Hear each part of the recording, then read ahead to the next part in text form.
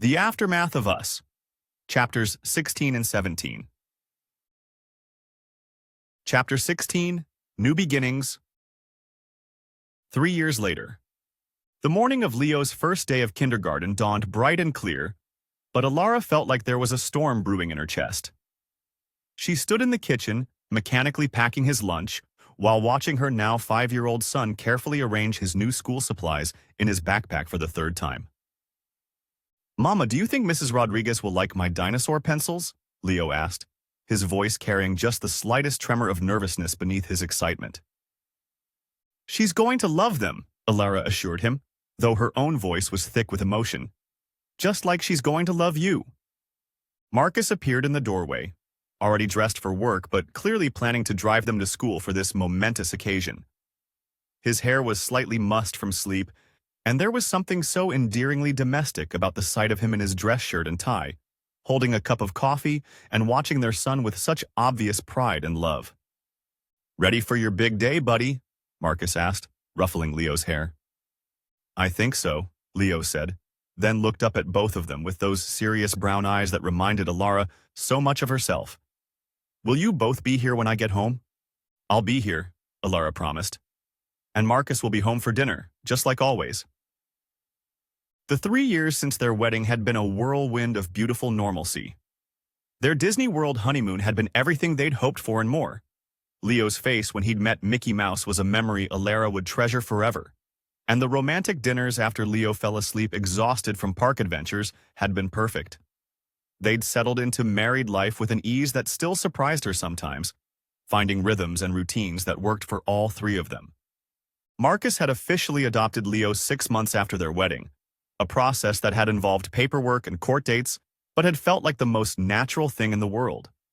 Leo now proudly introduced Marcus as "my dad" to anyone who would listen, and the joy on Marcus's face every time never failed to make Alara's heart skip.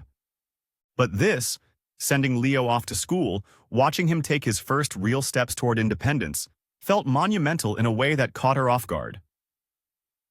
"Mama's crying," Leo observed, with the matter-of-fact tone that 5-year-olds used for everything from spilled milk to major life events. "Happy tears," Alara said quickly, wiping her eyes. "I'm just so proud of you." Marcus moved behind her, his hands settling on her shoulders in a gesture of comfort that had become second nature over the years. She leaned back against him, drawing strength from his solid presence. "We should probably head out," Marcus said gently.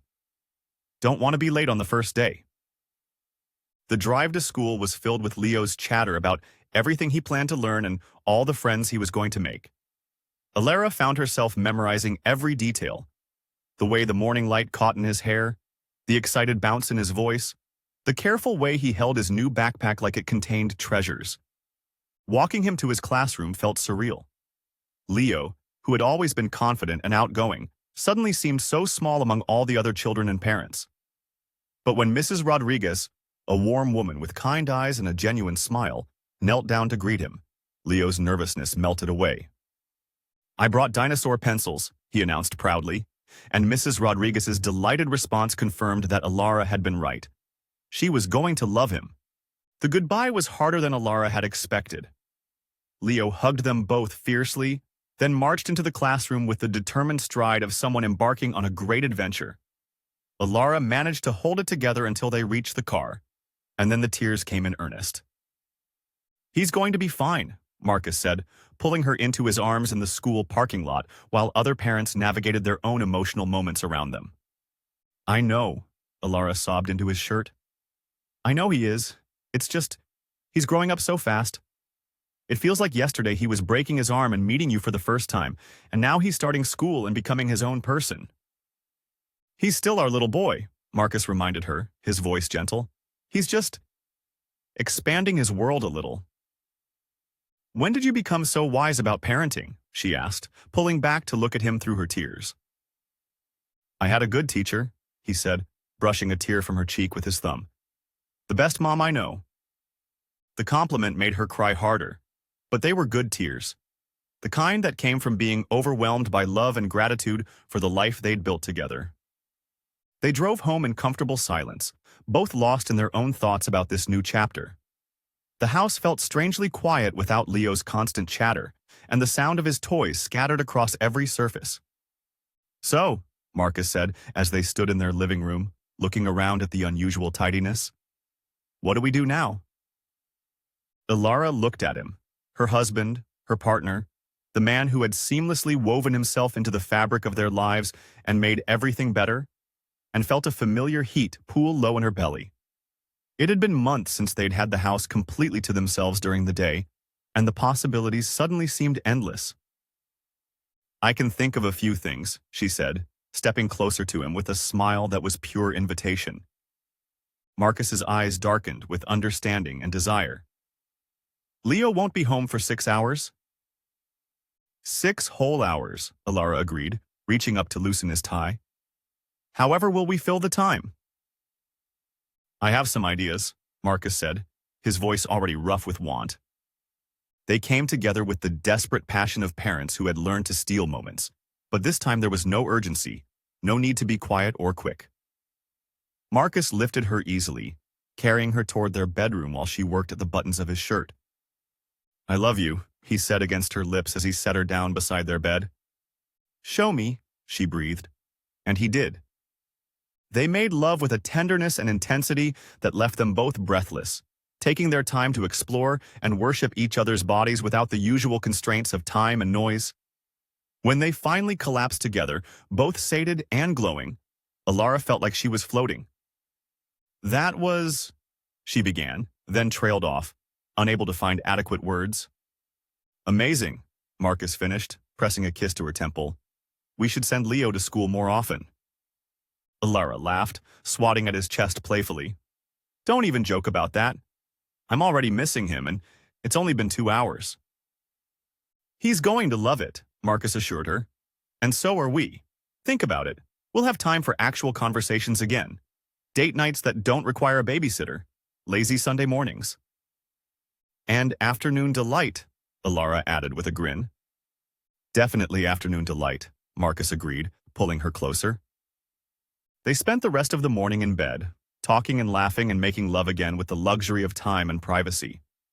It felt like a second honeymoon, a reminder of who they were as a couple beyond their roles as parents. When it was finally time to pick Leo up from school, they were both glowing with satisfaction and renewed connection.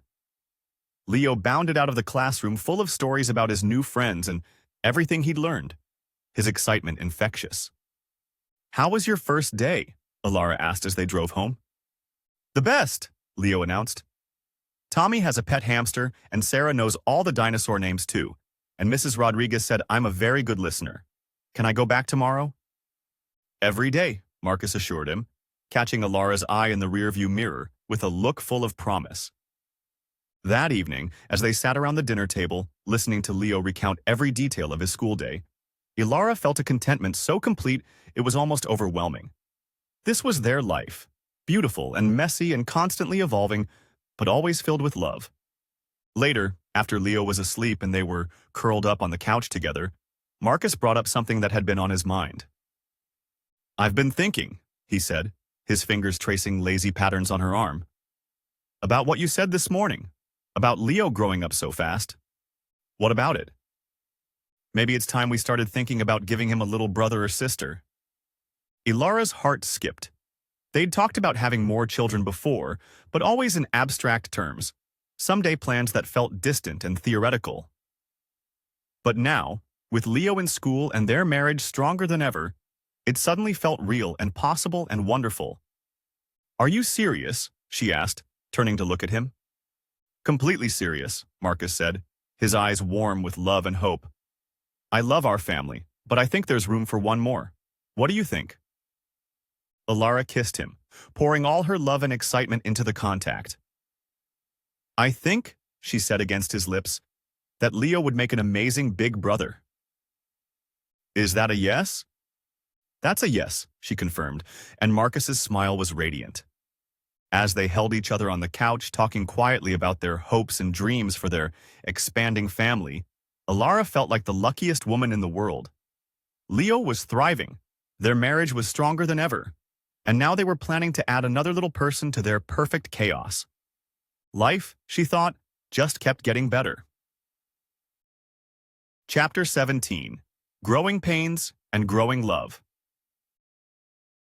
6 months later. The positive pregnancy test sat on the bathroom counter like a small miracle.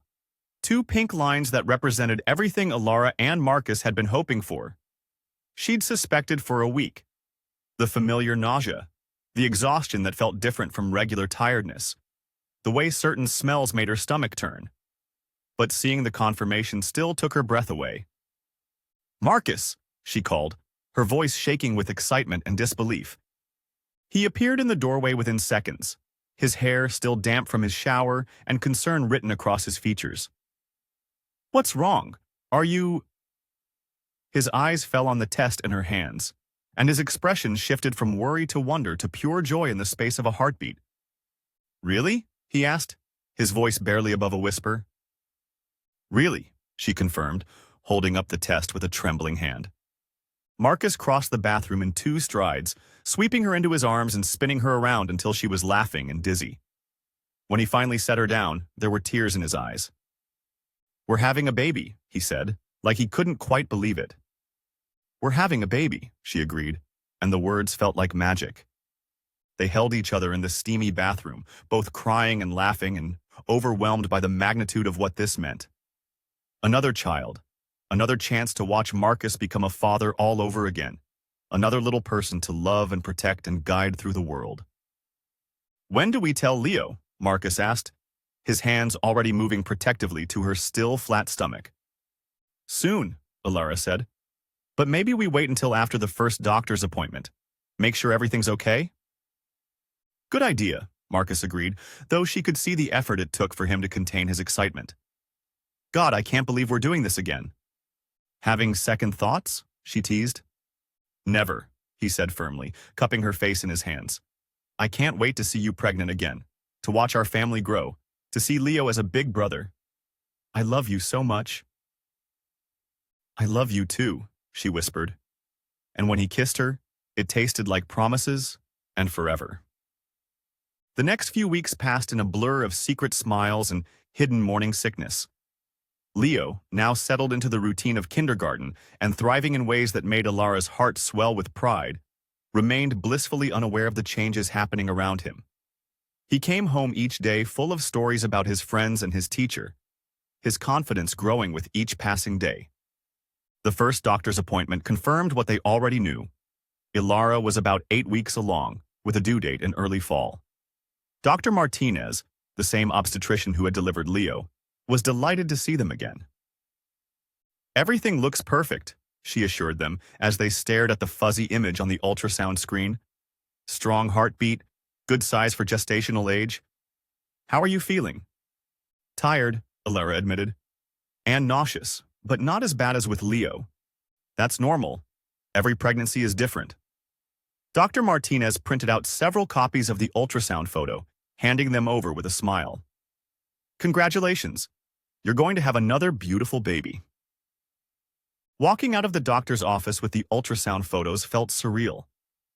Marcus kept looking at the images like he was trying to memorize every detail, and Alara found herself already imagining what this new little person would look like, whether they'd have Marcus's eyes or her stubborn streak. "Tonight?" Marcus asked as they drove home. "Should we tell Leo tonight?" "Tonight," Alara agreed, her stomach fluttering with nervous excitement. They waited until after dinner, when Leo was settled on the living room floor with his coloring books, and they were both sitting on the couch nearby. The ultrasound photo felt like it was burning a hole in Alara's pocket. "Leo," Marcus said, his voice carefully casual. "Can you come here for a minute? We want to talk to you about something." Leo looked up from his dinosaur coloring page, his expression curious but not concerned. He climbed onto the couch between them, settling in with the easy trust of a child who had never been given reason to worry about serious conversations. "Are we in trouble?" he asked, looking between them. "No, buddy," Alara assured him, smoothing his hair. "We have some exciting news to share with you." "What kind of exciting news?" Marcus pulled out the ultrasound photo, holding it where Leo could see it. "What do you think this is?" Leo studied the image with the serious concentration he brought to everything important. "It looks like..." A blob? Alara and Marcus exchanged amused glances. It's a picture of a baby, Alara explained gently.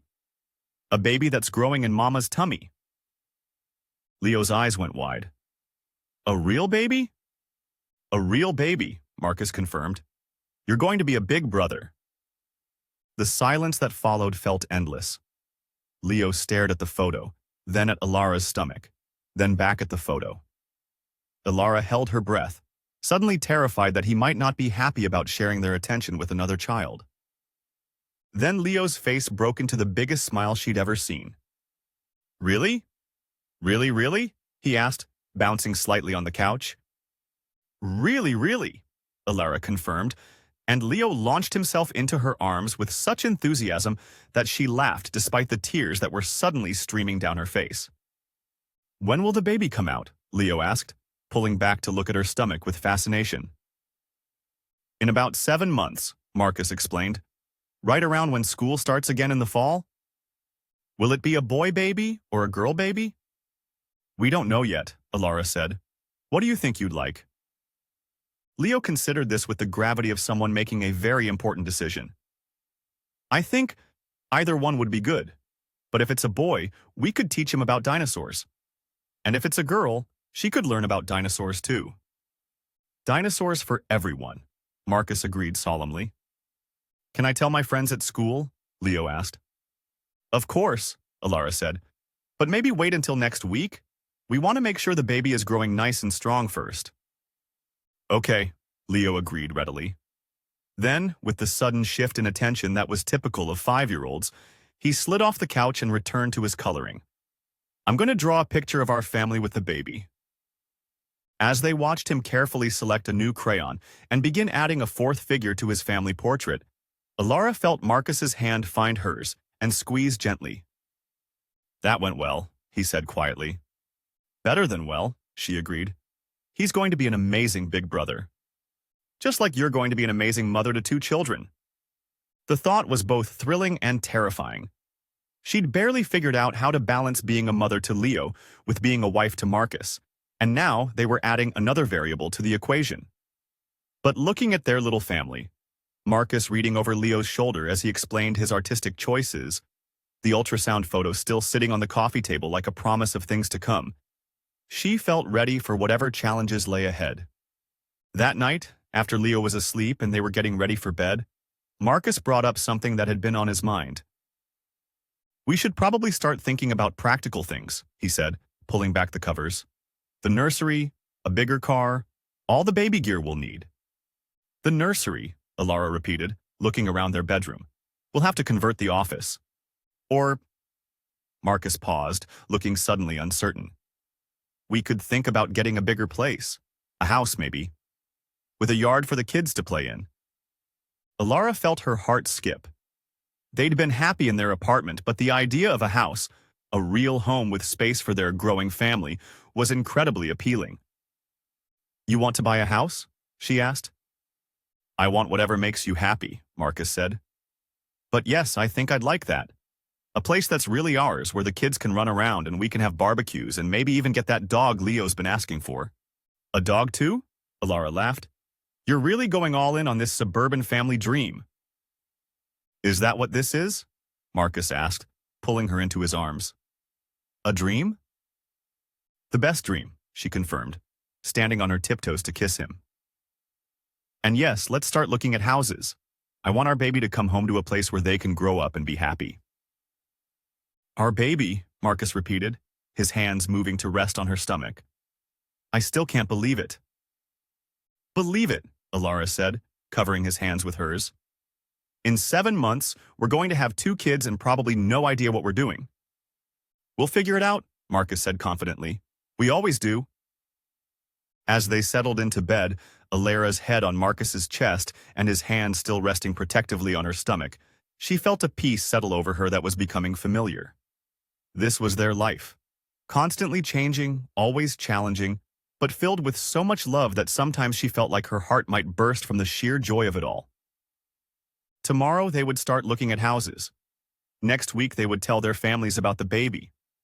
In 7 months they would welcome another little person into their chaotic, beautiful world. But tonight, she was content to lie in her husband's arms and dream about the future they were building together, one precious moment at a time.